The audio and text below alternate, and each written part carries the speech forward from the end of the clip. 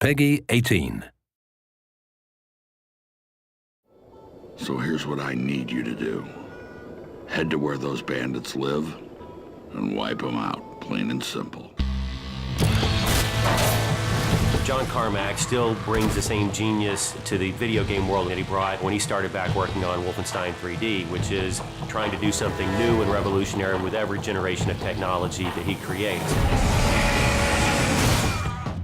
We invented the genre. We like to think we perfected it.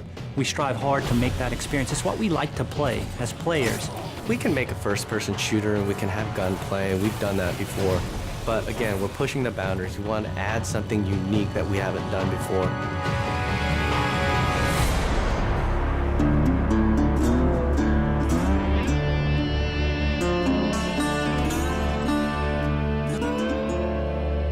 Well, I mean, id Software has such a storied history as creators of the first-person shooter and games that just kind of define first-person shooters like Doom and Wolfenstein. Those are kind of the big heavyweights, right?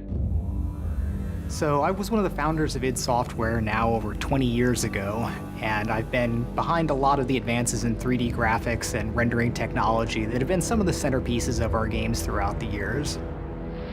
I've been with the company for 16, 17 years, and at the very beginning, it was a small group of guys. We have the walls lined up with articles that we've been featured in over the years, and Wolfenstein is the game that created the first-person shooter genre. But Doom is the one that sort of popularized the genre. It defined this in-your-face, visceral, gritty action that really separates out first-person shooters from other games. And you look at Quake, where we had client-server architecture, which is now the standard for every multiplayer game on the internet. Rage is an opportunity to take all the cool stuff that we have learned over the years in building those games and apply it in a completely new setting. We have continued to focus on the first-person action side of things, and that's been very much what Rage still takes away from our history there. It is a first-person game. It's about action. It's about intensity. It's how you play the game, what you experience, what happens to you in there.